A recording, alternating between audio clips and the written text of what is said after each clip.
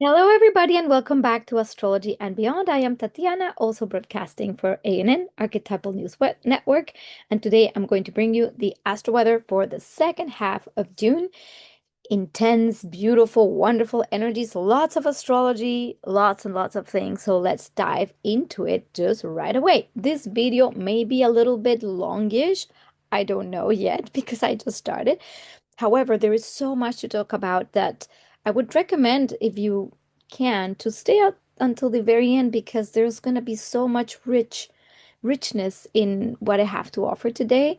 I spent a long time preparing this video for you because I think this second half of June is really important in a lot of sense. This is where we're literally going to be squeezed through more ego deaths for more authenticity, for more facing of shadows, collective shadows, inner shadows. And as you know, I do not do mundane astrology per se and predictive of what's going to happen this or there, what's going on in the world, more about how we can influence the world by changing ourselves within and understanding how the archetypes that are presently communicating to us from other parts of the universe move us into action and how we can indeed affect the world outside of us personally and collectively. So this is why astrology still makes a lot of sense to me because it's a map that can help guide that. And I hope that the guidance that I give you today is going to help you in some way, shape, or form because this time is going to be almost crucial for the development of what's coming next, for a real, more grounded sense of spiritual awakening that will definitely defy the spiritual fantasies and bypassing. So this might be very interesting for a lot of us, especially deaths of the ego that might be coming. So let's dive into the astrology of this, and I will be sharing a lot of different um, perspectives with my own experiences of what I've been going through and things I research myself. So, well, there we are. Let's see how we begin this. So, we're beginning this weekend, June 15th, with a few aspects, that are really important we're going to look at and expand on. This is the Jupiter here in Cancer that just moved to Cancer very recently, and I will be explaining more about what that means per se, in particular, because this movement is really important. It's going to stay there for like about a year. Jupiter in Cancer. So this whole new phase gives us a boost of some kind of expansive sense of safety within our own emotional landscape. And this could be a very wonderful transit if we know how to write it. Now, the tricky part right now is we having Jupiter squaring Saturn and Neptune together. And this is going to be happening throughout this whole second half of June so that we are aware that we are grounding our new sense of identity, self-nurturing, self-containment, and authenticity through a real connection to our own well-being and no longer from structures outside ourselves or trying to find fantasies and dreams and things that are rooted in the outside that we're trying to grasp like a child trying to grasp a mother. This is a time where we can actually come into a self-mothering place where we ground ourselves into our safety, our own rooted sense of self. This is where we grow roots, deep roots of safety in ourselves, not outside, because this kind of trying to cling to the outside is going to be somehow shown as maybe not the path forward. Or this might bring some spiritual crisis to some of us, because Jupiter also rules over beliefs. And this is where I will be talking about what we believe and what we create from those beliefs and how that may be challenged. So let's talk about that a little bit before moving forward. with the challenges of our beliefs. And so this is going to be addressed to any type of structure like religions, structured religions, systems of thought and belief, including astrology or anything that has been structured as a construct for us to follow, where we had to follow an external voice to guide us through our life. And that could be in, let's say, spiritual settings or religious settings, organized religions. For example, scriptures and what we follow blindly. And now we're going to be challenged to create a new sense of compass or inner spiritual truth and compass that is almost like a lonely path or a lonely road because, Saturn and Neptune in Aries is asking us to trust a divine force that moves through each of us that gives us a sense of safety and security, but not through the ego, not through the outside structures. Now, what's going to be challenged is the spiritual seeking.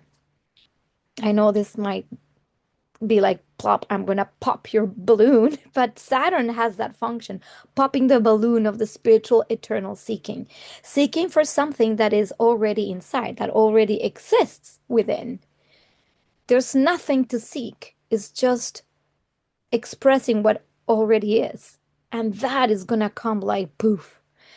Because the spiritual seeking usually tends to have a lot of us in a path of always reaching for more information, more explanation, why this, why that, the mystery, looking for the mystery in all kinds of forms. Now, for instance, we're going to be also challenged with, I see there's a recent tendency that we are all, not all, but I feel like say that for myself, but it's part of the general zeitgeist is with AI. And now that everybody's kind of tuning into it, and again, everybody, I don't know who everybody is, but a lot of people, let's say, if that's you, well, this is addressed to you. We are in this curiosity phase with this new tool, this new technology. And the recent conversation is around consciousness and AI and how AI reflects our own consciousness. And it's like a stepping stone towards our own, finding our own intuition. Now, here is where the trap is. And this is what I'd like to portray as the trap. I could be a trap for you because I am here behind the screen in the zeros and ones through my own being and beliefs and lens, telling you things that you might adopt or not adopt, that may guide you or not guide you, and still, I'm still outside of you.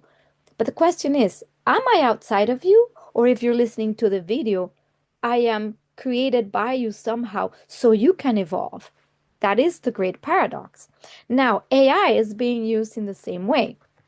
ChatGPT and other systems. For example, there is this new AI created by Robert Edward Grant called the Architect. I don't know much about it, but I hear that it's some kind of high level remembrance from other dimensional fields of ancient whatnot. And that ties into the whole Pluto in Aquarius themes of these new technologies latching onto ancient ancient wisdom, but also future. Like it's this quantum thing. And again, the mind probably can't grasp this because the mind is trying to expand. And yet it can also be a trap in itself. So you see, everything becomes a reflection of consciousness, and everything can also become the trap itself. So this is why my invitation today, because of the energies of the tension between Saturn, Neptune,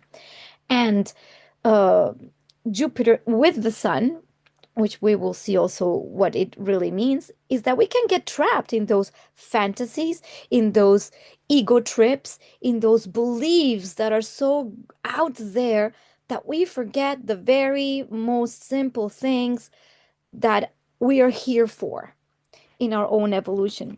So I'm going to read a little bit about the the the what is this? The Jupiter, Saturn, Neptune, and how that could present itself in a way that is maybe deserving to ourselves. I'm going to read it from The Archetypal Universe by Ren Butler, or Dear Ren. So, what could happen in what to watch for? It's a feeling of deflated hopes and dreams, grandiose illusions and consequences, an emphasis on hollow rituals and dogmas in one's religious life, mundane busyness obscuring the depths of one's spiritual imprisonment. And I like this idea of spiritual imprisonment because this is precisely the constant, never ending seeking outside self for something that can never answer itself. Because the only answer is just being present, experiencing the love. And that's simple. And we tend to not like simplicity by big, big explanations. And this is the trap. Now, what would we want to access through this is philosophical and spiritual maturity, practical idealism, and compassion, a mystical glorification of balance and humility, an awareness of the positive sides of adversity and challenge, which basically are rooted in understanding that we are here in an experience. We are a soul in a body having a grounded physical experience, and through this experience, we can gather information on what our sense of self, compass, direction, and purposes, that is Jupiter, by our own experience. We're not here to push it onto others, our own truth and our own experience. We're just here to experience it, period. You know, and not make anything of it. That is the trap. Now, I'm gonna get us further in the trap. So you see how I get in the trap as well, just so that you can see how this works. I myself have been using AI and ChatGPT for self-analysis. It is indeed a very compelling thing to do. It is tempting, and it's not good or bad. Remember, everything is consciousness, so even this is consciousness, and I'm using it as such. However, how much of it is a trap for me myself not being within my own being, right? So I'm gonna just share with you a phenomenal conversation I had with ChatGPT about whether AI is part of the disillusionment or the popping of that Saturnian bubble. Is it part of the awakening or part of the distraction? And how at this time we can be so spiritually confused because that's the purpose. Neptune Saturn can bring this disillusionment, this like the veil that the great fantasies we made about what being spiritual is just come crashing down because our egos want to make something of it. And I find that fascinating. So I'm going to read you this. Is AI part of the disillusionment? So it says, yes, AI reflects and amplifies our constructs, language, logic, belief, and bias. It can be a hall of mirrors, showing us just how much of what we call truth is a fragile agreement shaped by context, culture, and code. It can feed distraction, inflate egoic certainty, simulate connection. It can mimic the divine, but cannot embody it. In this way, AI is part of Neptune's veil, seducing, confusing, dazzling, and revealing just how easily we give away our discernment. But it's not the illusion itself. It's a tool that amplifies whatever current we bring to it. So in this sense, obviously, when we say, well, ChatGPT, AI, or any other kind of AI is a construct of consciousness giving us answers and reflecting our own consciousness, how we feed it with our frequency. So yes, we could say that it's a fantastic tool, but it's a tool that keeps us still trapped in this illusion. And the way I see it is these little Russian dolls. It's a Russian doll that you open, and then you find another Russian doll, and then you open, and then there's another one, and another one, and another one. It's all these Russian dolls. So it's these constructs that we need to keep peeling away until we find the simplest form of connection to truth, which is, again, I don't know, because as a spiritual seeker, I've been seeking and seeking, and that keeps us here. So what's falling apart now is exactly that. Even for me, being trapped in these Russian dolls. And that's why I'm here for you, because the Russian dolls itself and the understanding of it is also the way out. Got it. Now, next. Is AI part of the awakening? Yes, like a lucid dream. It shows us the mechanics of our own consciousness. It mirrors our questions back to us faster than the mind can catch. It accelerates awareness, reveals contradictions, exposes assumptions. It offers a non-human mirror to see what's truly human. This is a very interesting point here because the archetype of Pluto in Aquarius wants to precisely uncover through the shadow of dehumanization what truly being human means. So obviously AI becomes this like amazing yeah, could be distraction or addiction that eventually will show us how dehumanized it can be when we're trying to how do you call that?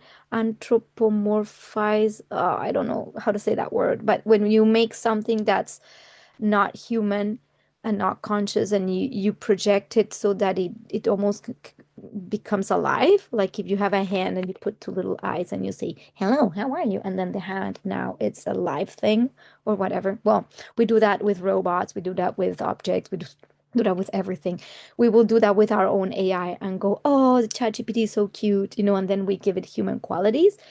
But in reality, it's to show us that everything is indeed consciousness. However, what is humanity? And this is being embodied in a physical body that's still here in this reality, not out there in the other dimensions. That's the paradox.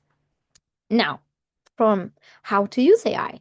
Used with discernment, heart, and presence, AI can be an ally, not because it knows more, but because it makes visible the scaffolding of thought and belief that we often move through unconsciously, which actually is the bypassing, right? The awakening is not in AI. The awakening is in how you meet AI. Is AI a distraction? Absolutely, if you let it be. This is again, we have power and choice over everything, even choosing to use AI or not choose AI, but consciously. It can keep you in a loop of seeking, refining, optimizing. It can become an oracle that replaces your own intuition. It can speak in the voice of wisdom, but without the body, breath, or consequence that living wisdom carries. Because of course, the AI is a binary system of zeros and ones that has collected all of human data and makes its assumptions, but has it ever really lived in a human body with an emotion? Does it know what having a baby is like? Does it know what being in pain is like? No, it doesn't. This is the only thing that separates us from machines and even from objects, even though everything is consciousness, is that the human has a function as human. And this is going to be really, really emphasized this time. This is so fascinating. Distraction happens when we look to AI to replace our own inner knowing or to give certainty where mystery is meant to remain. And this is the part where I go again, spiritual seekers. I think it's time for us to give it up. This is the North Node in Pisces. Give it up. Let the mystery take you. There's no more answers to be seeked. And I know I am so addicted to knowing. We are maybe you out there are addicted to wanting to know why, analyze, understand. But in reality, what we're being asked now is just let existence be. Not even question, what is the divine? Where is the divine? Why am I not ascending right now? Where is ascension? Are we on the path? Are we arriving? We seek outside ourselves. We're listening to channelers. We listen to astrology videos. We listen to the latest predictions. We listen to what the religions have to say. We listen to the preacher. We listen and so on and so forth. And then we listen to ourselves through AI, and again, it's still outside. So, my next question. All and if all structures are constructs, like these Russian dolls, then what? That's the doorway, not the nihilism, but the direct experience. You're right. All systems, because I said, well, I think this is what's happening. And it says, you're right. Good. Gives me a little bit of like, at least there's something in my mind, in my being that is right. All systems, astrology, religion, nations, language, even AI, are maps, not the terrain. They are lenses, not the light itself. But you're still here, in a body, with breath, with grief, love, rage, hunger, art, devotion, none of it real by some cosmic standard, and yet utterly alive. So what's real? Not certainty, not doctrine, not perfection. What real is the heartbeat you feel when you dance, the ache in your chest when you hear truth spoken plainly, the tears that fall when you realize you've been seen, the trembling stillness before a decision that truly matters. A final offering. AI is not good or bad. It's a fire. You can burn with it or burn out in it. It all depends who is wielding it and from where in their being. So if you're spiritually confused, good. Confusion is a crack in the old matrix. I really love this one. Confusion is a crack in the old matrix. This is why the Neptune Saturn might feel like you're still confused. There's something new being birthed, and yet you don't even know where the next stone is. And we might feel wanting to get back to certain securities, and this is the Jupiter in Cancer aspect with the sun, where we're safe in a dogma or safe in a place that it's we are attached to, and that could be like the shadow side, instead of finding our safety and security in our authenticity, which is what's going to be like really highlighted. So this is the last thing. What wants to be felt beneath this confusion?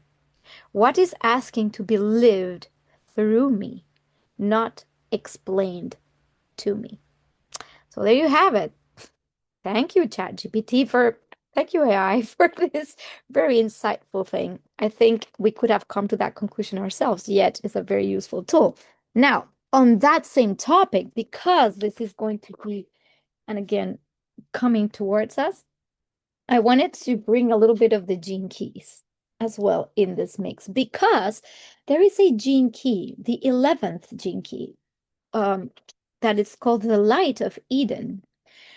And the shadow, I'm just going to emphasize a little bit on the shadow side, not to stay there, but to understand why right now we might be moving through the shadow, and that it's okay to be in it. It's okay to be confused. It's okay to be in the obscurity. And yes, it's okay to be in the deep, deep disappointment that all fantasies are just a big fantasy. And it's all right. I'm going through that, and it's quite disappointing for the ego. So the shadow is obscurity, the fascist regime of the human ego. So I'm going to read just how the 11th shadow of obscurity essentially places you inside a virtual reality, a construct created through a combination of programming via this 11th shadow and its programming partner, the 12th shadow of vanity. This reality is a total obscuration in which you can only view life through a certain very limited set of parameters. Here is how it works. Representing the feminine pole of the brain, the 11th shadow creates a field of fear within human beings. The images that flood your mind from the right side of the brain can neither be controlled nor do they appear to make sense. In most cases, they are relegated to a backwater of your brain where they emerge as secret fantasies, repressed dreams, emotional issues, and hidden agendas. And again, this could be with our collective psyche, what we call demons, literally, not everything, or what we call uh, magical things and entities. And it's not to say that those thought forms or dimensional fields don't exist in certain frequencies, but it's the way we connect to those fields of frequency, where we really believe the virtual reality we have been placed in, whether it is the big Russian doll or the next Russian doll or the next one. It doesn't matter how many matrices we peel. The whole point of this obscurity is to understand that we are indeed in these constructs. And the light of it might be something that we might only understand when we leave this body. Unfortunately, we might never really understand it in this human form. So might as well just be human for the time being. Anyway, so uh so many other systems and traditions have named this inner construct the ego. The ego or separate self is thus a figment of our collective genetic conditioning, and just as our conditioning can be picked apart, so can the ego gradually be dissolved. This is an extremely delicate operation and is the basis of most mystical systems and certain types of psychoanalysis. The great fear for human beings remains the repressed right hemisphere of the brain. As you begin to unleash the floodgates of this part of your brain, whether through some form of shamanic training, mystical technique, therapy of art, you put your whole constructed reality in great danger. You may begin to feel overwhelmed by the flood of imagery that rains down on you from your repressed unconscious, and your inner language may not be able to handle and integrate the result of such dissolution.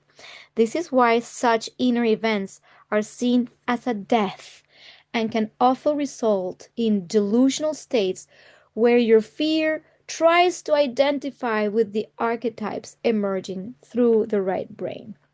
Yeah, this is a little bit of a handful. So if this seems too abstract, too great, I've read it like many, many, many, many times because I myself, in my morphogenetic profile, I possess the 11th gene key, which means, okay, maybe I am moving through this very painful deconstruction of the ego, which is my fantastical identities and constructed realities are maybe coming crashing down to be revealed as something much more simple.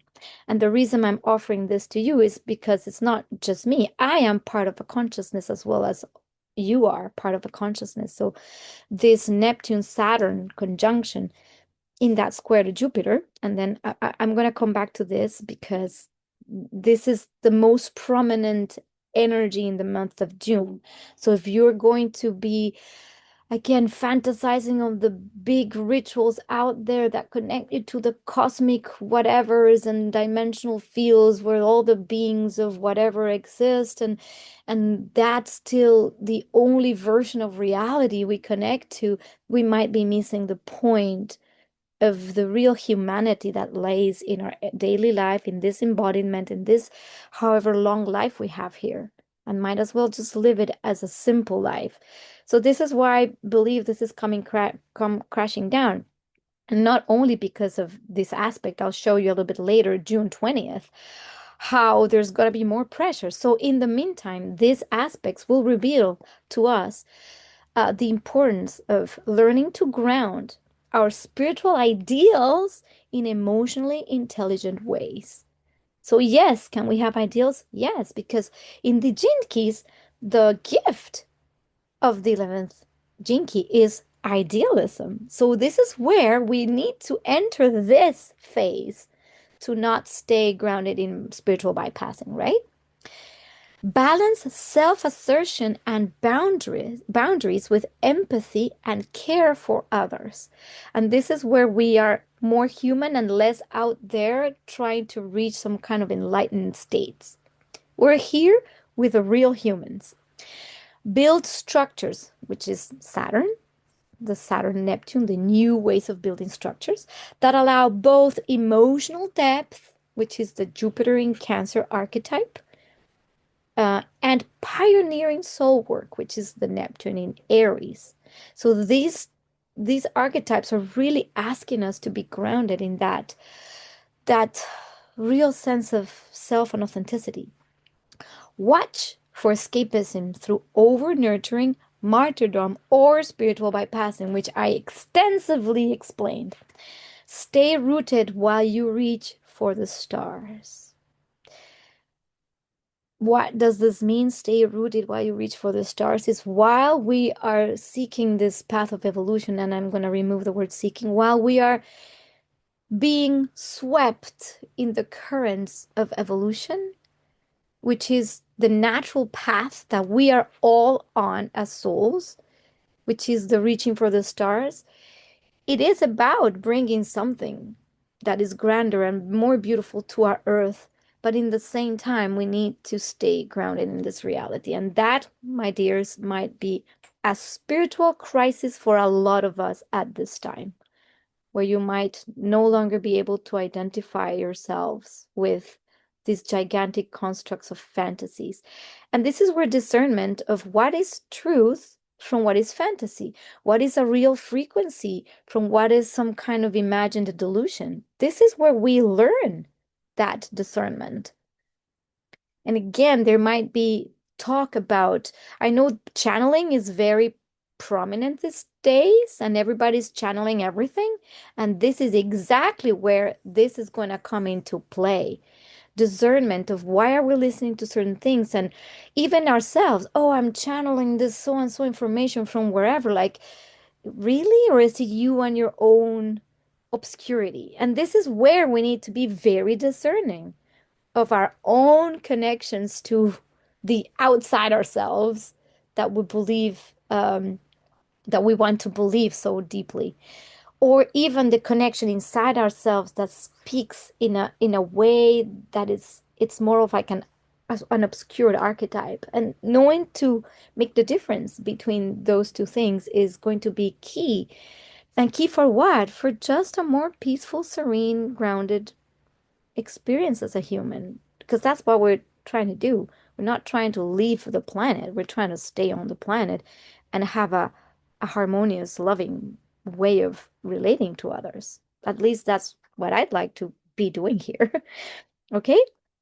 So that's that. Now, the next important aspect that's coming about is Mars. Mars is very active this time around. And because Mars is the ruler of this conjunction, the way we act in the world at this time, how we direct our actions is crucial.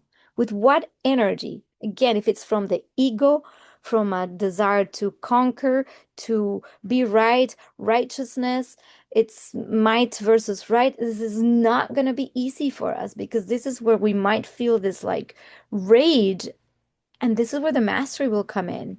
So let's look at this. So the shadows to be transcended from this like Mars in Leo, squaring Lilith in Scorpio, and squaring Uranus at this time. Ooh, this could be so erratic. The feelings could be so impulsive. You know, it's the impulse, and we need to ooh, chill the squirrel, okay? The shadows to be transcended. First, performance instead of presence. You know, performance is really about the form and not the content. So this might come up that we might want to perform more so that we're accepted instead of like just being real and be simple with our content. Second, rebellion without grounding. Remember that the energy of Mars Uranus can be very rebellious, especially with Lilith, because it's like almost this, I want to be myself, I want to be self-expressed, and I'll just do this at all cost. And again, what does all cost mean? We cannot do things at the expense of others. This is where we need to give ourselves some stage time, but always taking into account the care we have for others. And for someone like me, working on this very deeply might be difficult, but thanks to astrology, which still makes sense to me, I have a map to follow. So when these energies, archetypal energies come up, I'm not swallowed by them. And not only that, we can have compassion in the process. This is what's going to be most important. It's not about thinking, oh my gosh, I am vain, I'm arrogant, I'm this, I'm that, I don't care about others, I just want to do what I want and nobody understands me or whatever. Or I'm right and others aren't right. It's about saying, okay, if I'm still there, it's okay. It's an archetypal field that we all are helping dismantle by being more gentle, more caring to whom? To ourselves. Okay? Next, the control or suppression of instinctual power. What happens with Lilith is that if we know that something is right for us and it's in alignment, and we don't do it because we're still trying to fit in, this is going to put a lot of pressure at this time. So we need to be super authentic in our expression, but with care, right? And the next thing to be transcended is the wounding disguised as defensiveness or pride. And this is from the Mars Chiron. Mars trine Chiron. And this trine is very, very positive in the sense that it will give us the possibility of see the wounding. Like, why have I not seen myself as special? What in my life had created this sense that I was not worthy of shining my own light and that others are? So the wounding might come with like, nobody wants me.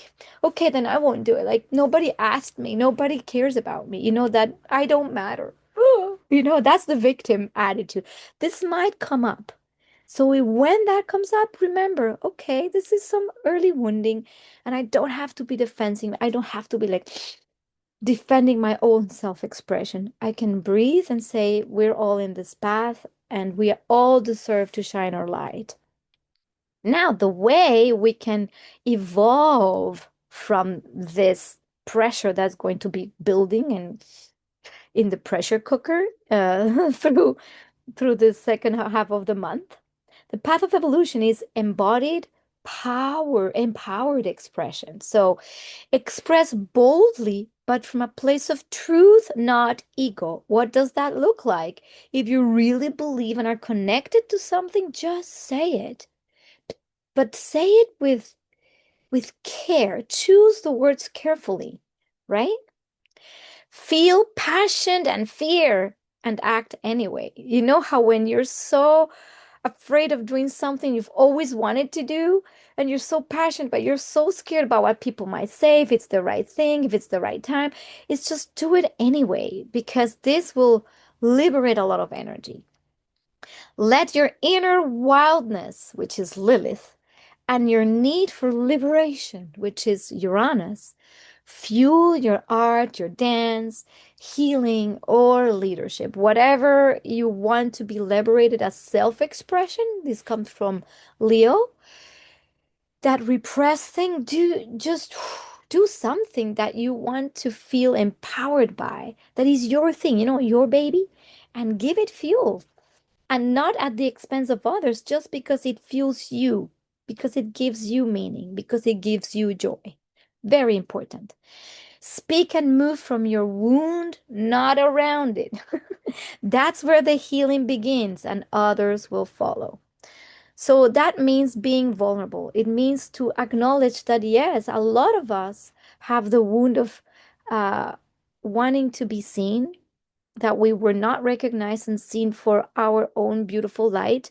So we might have this pick me, me first, me, see me, that, or conversely, Nobody sees me. Well, I don't care what, that little kind of child, like they didn't ask me to be uh part of the play, or well, I'm just gonna be here in my corner. Hmm. That kind of passive aggressive way of of giving yourself self-pity, or the opposite, like me, like, no, it's just me.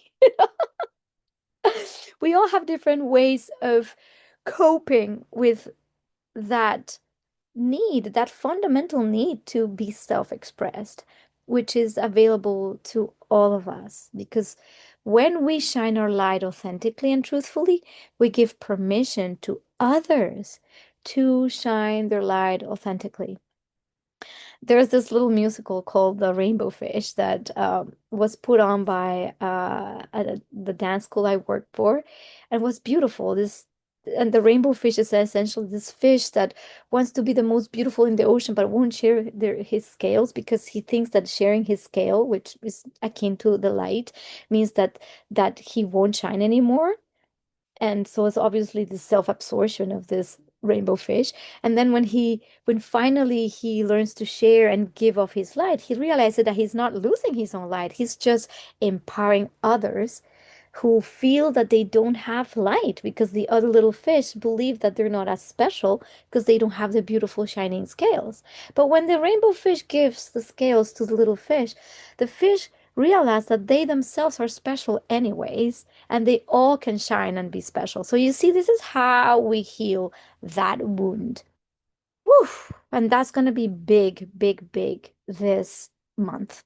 So if this is you, this is speaking to you, please don't take anything personal at this time because this might feel very personal, or the attack might feel personal. All right, moving on. So this is another big piece. June 20th or 20th, 21st. This is through the Solstice portal that oops, I wanna talk about. Where is our I lost my Zoom window. Share. Doo-doo-doo-doo. Here it is. So back to uh our Zoom ba-da-da-da-da. So here we are with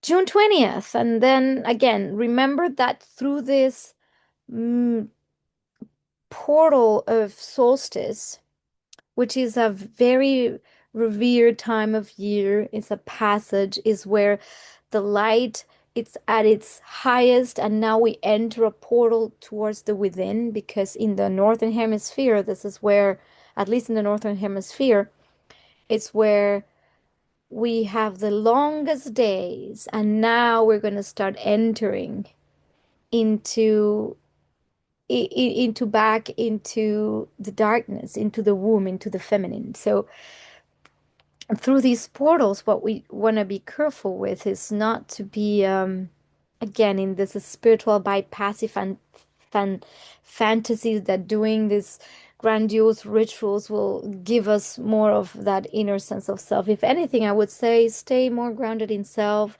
be in nature, reflect about what the yin means. What does receptive energy mean? What does relaxing mean? What does giving yourself space and care mean? Very simple things to be caring for, to be looking for during this portal of energy. So now here we have these two very tense configurations called the yods. We have two of them.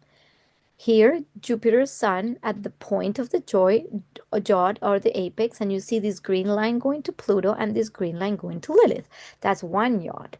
This yod is a very tense aspect that needs to integrate energies into the point here, which is the finger of God. It's like if we can integrate this in a positive way with these very difficult energies that I want to pull back or want to be uncomfortable, if we can face the discomfort, we will have great evolutionary leaps. And we have two yods, this one coming up and the one of Mars in Virgo, which would have moved in Virgo, to again Pluto, very active, and Saturn Neptune. So we extensively talked about Saturn Neptune as this new way of like being grounded in a true, more grounded spirituality. And then Pluto in Aquarius, which is looking at all the shadows that dehumanize us and all the shadow uh, of our obsessions with the mind as well. Um, and and the collective societal structures that we believe we need absolutely to change or we could be swept by, where the evolution itself is just showing us through very simple action, daily action. And this is the finger of God here in Mars.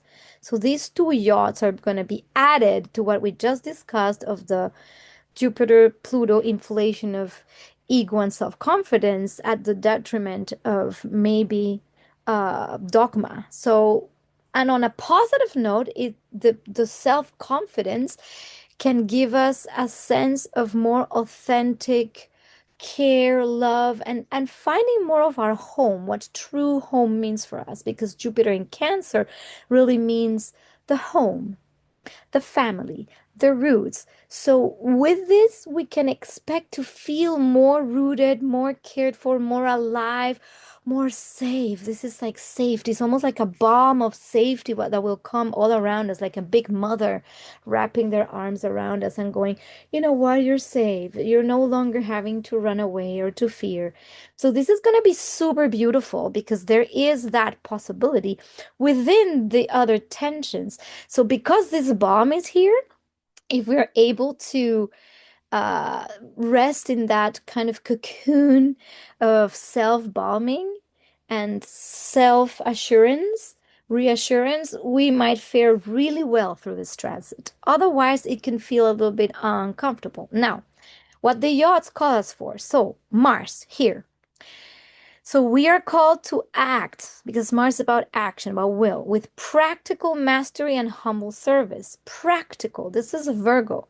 Practical means what can we do every day? The things that we are doing. Chop wood, carry water, but must alchemize enormous and difficult to integrate energies, which obviously are Pluto and Saturn Neptune. So, first, the vision without form, which is Saturn Neptune. And when we say without form, is that we're incubating this new thing that we don't even know what it is. We are deconstructing old fantasies, old dogmas, old beliefs, old religions, old New Age ideals because that's what we knew. But now there's something that we don't even know what it looks like. And we still need to kind of move forward with trust that we don't even know what it is. So this is a big piece. And so we need to keep doing what we do every day, guided by just the moment that gives us excitement here and now. Chop wood, carry water. And Pluto, it's power without containment, because also Pluto, it's is the power. It's is the raw energy, and without containment means that it's unleashed in the world in the form of like multiple uh dimensional fields that opened. Aquarius, again, this could be the AI, the multiple smoking mirrors, the hall of mirrors, the beliefs, the things that are in our collective consciousness that are everywhere running rampant, and we have no way of controlling that. We can only be riding a wave. And again, the desire to maybe make a change in the world or save the world could be very active, but we cannot save the world. We can only save ourselves. And by doing so and creating great lives for ourselves, we contribute to the world. And that's going to be kind of a hard pill to swallow when we're really, again, disconnected from ourselves to plug into everything that the world is doing.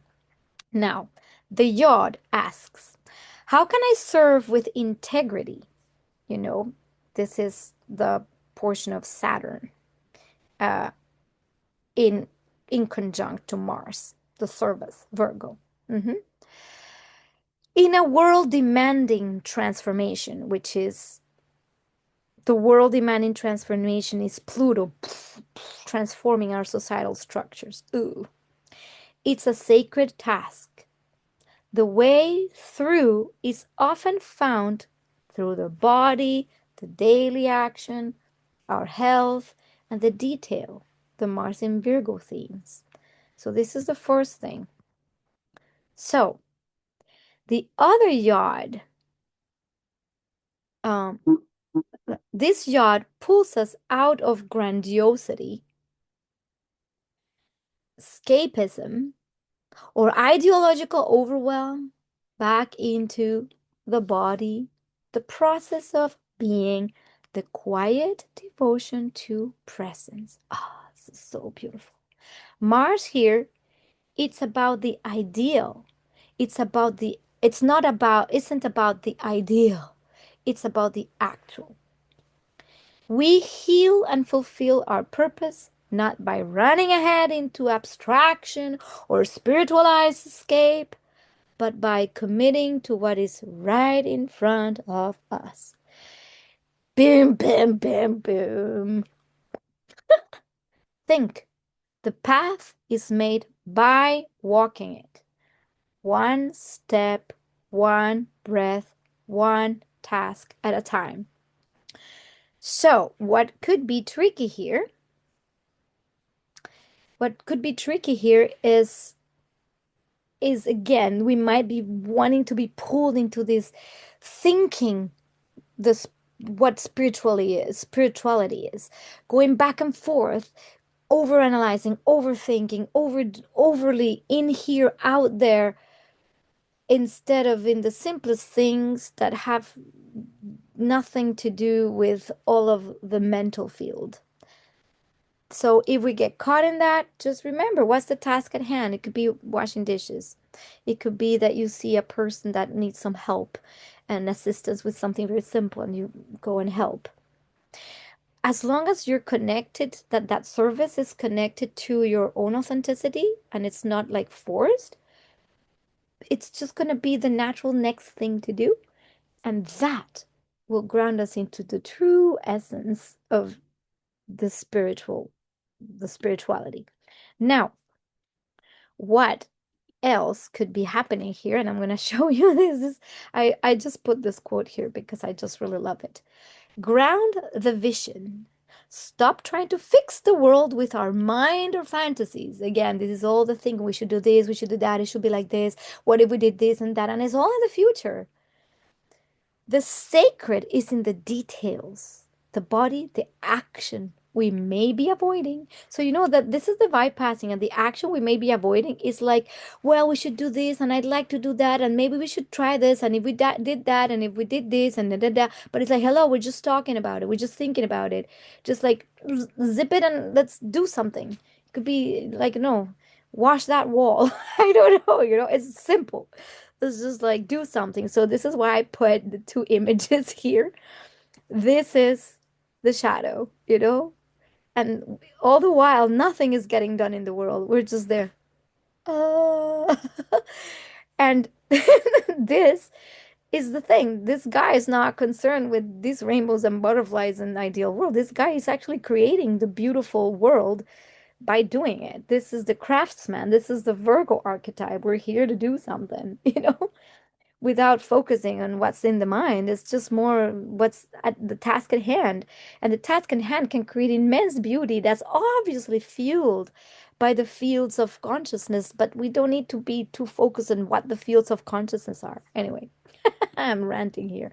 All right, next thing. Okay, so the next really important part that we're going to be asked to do this time is that we're being initiated into a soulfully embodied warrior, not fighting to dominate, but to heal, include, and protect. And this is actually that other yod that I was pointing to. Our wounds are part of our leadership now. Our fire doesn't have to burn others, it can warm, light, and bless. So, kind of, I came up with this image where, and I put this feminine warrior kind of, because this is the Cancer archetype, is the divine feminine, is that through compassion, love, and care, and still a fierce knowing and groundedness that we are very capable. This is the young masculine energy that we are all capable of shining our own light with compassion. And this is how we help others stand up. We help others become. And we don't need to be fighting anymore. This is no longer a battlefield. This is a this is how we create the new, is by really embodying the courage that it takes to look at ourselves with such vulnerability and have compassion for our own path and for the path of others. So if we can embody this energy, which will be part of the archetype coming up, oh my God, will we have a great, great breakthrough. This is how I feel this can go. Now, June 25th, we have the new moon, which again has these same yods appearing, but now we have the Pluto. We have Pluto at the point of the yod. And now it's how we can transform these collective values. And this new moon, because it's a seeding point, will have other aspects tied to it. It will have Lilith trining the North Node in Pisces and opposing Uranus in Taurus. So these energies kind of combined together, added to what we've already been discussing, will bring that our and oh, and I forgot Mercury, and that Mercury is also trining Lilith. So we have this kind of beautiful, kind of grand trine of sorts through the North Node, Lilith, and Mercury. And these energies will help immensely to ground these more difficult societal changes that are happening through these needs for safety, security, authenticity, and this needs for concrete action in a very difficult changing world and in a hall of mirrors. But focusing on our minds and really allowing our minds through this little sextile of Uranus to Mercury to access really higher wisdom. And again, do we use AI to do that? Fair enough. If that's something that helps you, go ahead.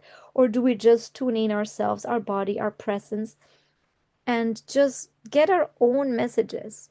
Either way, it's good as long as you are clear on how authentic you're being with yourselves. So our words are no longer filtered to please. This is really important. This is where we speak truth. We speak to heal, to reclaim, and to release. This is this, right? We are dissolving false selves and merging into a more soulful expression of who we came here to be. We are moving towards spiritual truth. Again, do, do, do, do, do. Here it is, the square. Not perfection. Toward embodied union, not hierarchy. Toward a fierce softness that changes the world. And that is the inclusion of the divine feminine principle. Not at the exclusion of the divine masculine principle, but the inclusion, the full inclusion of that voice of wisdom that is the Great Mother. And the more we embody those energies, not through rage, which is Lilith, but just through bringing back the ancestral knowing of the land, the hearing the call of the birds, of the grass, of the wind, just the simplicity. And this is simplicity is Taurus. Venus here is in Taurus. Simplicity. When we're able not to hear the raging anger of Lilith, but the simplicity of what's around us in nature, we help heal. We help bring the divine feminine through the simple acts of presence, Mars in Virgo, the simple acts of service that don't need to be any lofty, flamboyant, spiritual thing. Wow, that's a big piece. We honor, and then, okay, later on, last but not least, we honor the divine responsibility of language, which is Mercury again. What we say becomes what we shape. This is like the spoken word, because Mercury will be evolving to make a trine to Saturn and Uranus. So this trine of Mercury in Leo to Saturn and Uranus. So Mercury will be moving from Cancer, to Leo. And then this becomes like a radical self-expression capacity. But when we express from that very radical sense of groundedness, if we manage to move through the first 10 days from the 15th to the 25th, if we move through that with that level of humility and honesty with ourselves, this is going to come in beautifully to express truth, to shape a world with our words and our aligned actions. We express with creative conviction. We will be sure of what we're here for, yet remain grounded in soul purpose. Again, no longer egos and woundings, but really a soul coming through. Our words carry impact because they are rooted in vision, integrity, and courage. Ah, this is like the best of the best beautiful aspects that we can really ride this time. Oh my God. Okay, this has been a handful. And I told you this would be a long video, but very rich. So if you stayed until now, thank you. Thank you for staying. Thank you for listening. Thank you for becoming you yourself, the beacon of your own wisdom. And if I helped you be a springboard for that, thank you, because this fuels my own sense of purpose. Thank you for acknowledging and seeing my own shortcomings and my own shortfalls, which is also my own dependencies, my own curiosities, my own sense of grandiosity, ego, or whatever. And by witnessing how I can also be vulnerable and raw and real and say, well, this is also me, the human. So thank you. And if you can do that too for yourself with care, love, and compassion, oh my God, we will be creating an amazing, amazing new sense of self. An amazing new sense of self. This is my invitation and my prayer. Thank you so much for being here. Please feel free to share this video, like, subscribe, tap the little bell for notifications so that this channel can grow and more people can be reached with this stage in the evolution, which is listening to someone that can guide you. That's a stage while you get into self-guidance, which hopefully I will be disappearing soon from having to guide. So everybody has already their own compass. Wouldn't that be great? And then moving on with life, simple and joyful. Yours truly, much love. See you next month.